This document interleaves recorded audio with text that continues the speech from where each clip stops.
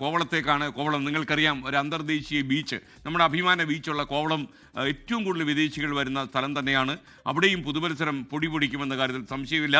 പുതുവത്സര ആഘോഷങ്ങൾക്ക് മറ ഉയരും ഇന്ന് വൈകുന്നേരം ആകുമ്പോഴേക്കും. എന്തൊക്കെയാണ് അലക്സ് റാം മുഹമ്മദ് അവിടെ കോവളത്തെ ആൾക്കാർ പ്ലാൻ ചെയ്തിട്ടുള്ള വിവിധ ഹോട്ടലുകളിലൊക്കെ തന്നെ പ്രത്യേകം ഇന്ന് ആഘോഷ പരിപാടികളുണ്ട്. അപ്പോൾ good morning, happy new year advance ആയിട്ട്.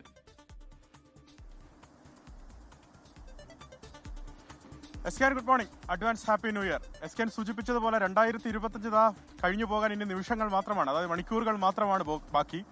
പലവിധമായ ഓർമ്മകൾ ഉണ്ടാകും ആളുകൾക്ക്. അതിൽ വിഷമമുണ്ടാകും, സന്തോഷമുണ്ടാകും, സങ്കടമുണ്ടാകും, ഓർത്തുവെക്കാനുള്ള ഒരുപാട് ഓർമ്മകൾ സമ്മാനിച്ചൊരു വർഷം അങ്ങനെ കടന്നു പോകുന്നു. ഇതിൽ വലിയ ആഘോഷം, അത് പുതുവത്സരത്തെ ആഘോഷിക്കാൻ സ്വാഭാവികമായി ലോകമെമ്പാടുമുള്ള ജനങ്ങൾ വലിയ ആഘോഷം അവരുടെ മനസ്സിലും അതുപോലെ പുറത്തുമൊക്കെ കാണിച്ചാണ് അവർ പുതുവത്സരത്തെ ആഘോഷിക്കുന്നത്. അതിൽ നിന്ന് ഒട്ടും വിഭിന്നമല്ല കേരളവും, ഒപ്പം കേരളത്തിലെ ഏറ്റവും പ്രധാനപ്പെട്ട വിനോദസഞ്ചാര മേഖലയായ കോവളവും. കാരണം തിരുവനന്തപുരത്ത് ഏറ്റവും വിപുലമായ പുതുവത്സര ആഘോഷ പരിപാടികൾ നടക്കുന്നത് കോവളത്താണ്. ഇത്തവണ കോവളത്ത് മാത്രമല്ല, ശംഖുമുഖത്തുണ്ട്, വർക്കലയിലുണ്ട്, കോവളത്തെ ക്രാഫ്റ്റ് വില്ലേജിലുണ്ട്, ഒപ്പം തൊട്ടടുത്ത മേഖലകളിലെല്ലാം, അതായത് ബീച്ചുകളിൽ, ചെറിയ ബീച്ചുകളെല്ലാം ഉണ്ട്. പൊന്മുടിയിലുണ്ട്, നെയ്യാർ ഡാമിലുണ്ട്.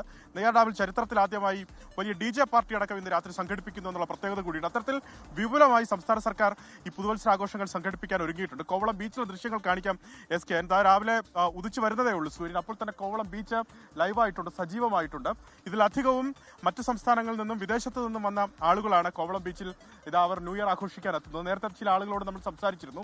അവർ പറയുന്നത് അവരുടെ ഇത്തവണത്തെ പുതുവത്സരം കേരളത്തിൽ ആഘോഷിക്കുന്നു എന്നുള്ളതാണ്. കഴിഞ്ഞ ഒരാഴ്ച മുമ്പൊക്കെയായി കേരളത്തിലേക്ക് എത്തി, ഇന്നും കൂടെ തങ്ങിയതിനു ശേഷം മടങ്ങിപ്പോകാൻ ഉള്ളവരാണ് പരമാവധി ഉള്ളത്. അത്തരത്തിൽ ആളുകളോടാണ് നമ്മൾ നേരത്തെ സംസാരിച്ചത്. ഇതിൽ SKN ഈ ഇടത്ത്, അതായത് നമ്മൾ നിൽക്കുന്ന ഈ കോവളത്ത് വൈകുന്നേരം തെയ്യം, ശിങ്കാരിമേളം എന്നിവ നടത്തുമെന്ന് ടൂറിസം വകുപ്പ് അറിയിച്ചിട്ടുണ്ട്. രാത്രിയിലാകട്ടെ ഇവിടെ ഇടക്കല്ലിൽ കരിമരുന്ന് പ്രയോഗവും ഉണ്ടാകുമെന്നുള്ളതാണ് പ്രധാനപ്പെട്ട കാര്യം.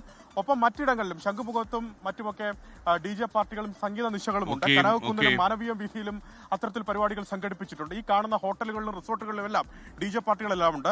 അതിനോടൊപ്പം ശ്രദ്ധിക്കേണ്ട ഒരു കാര്യം, കർശനമായ പോലീസ് ബന്ദോബസ്ത്. ഏതാണ്ട് 1200ഓളം പോലീസ് ഉദ്യോഗസ്ഥരെ കോവളത്ത് മാത്രം നിയോഗിച്ചിട്ടുണ്ട് സുരക്ഷയ്ക്ക് വേണ്ടി എന്നുള്ളതാണ്. മദ്യപിച്ചുകൊണ്ട് എത്തുന്നവരെ അല്ലെങ്കിൽ വാഹനം ഓടിക്കുന്നവരെയൊക്കെ പിടിക്കുന്നതിന് വേണ്ടിയുള്ള നടപടികളും പോലീസ് ആരംഭിച്ചിട്ടുണ്ട്. ലൈറ്റും മറ്റുമൊക്കെ സജ്ജമാക്കിയിരിക്കുന്നത് ഈ പുതുവത്സര ആഘോഷ പരിപാടികൾക്ക് വേണ്ടിയാണ്. ലോകത്തെവിടെയായാലും ഏത് സമയത്തും 24 വാർത്തകളും ഓഗ്മെന്റഡ് റിയാലിറ്റി പാക്കേജുകളും എക്സ്പ്ലെയിനറുകളും വിശദമായി കാണാൻ ഞങ്ങളുടെ YouTube ചാനൽ നിങ്ങൾക്ക് സബ്സ്ക്രൈബ് ചെയ്യാം.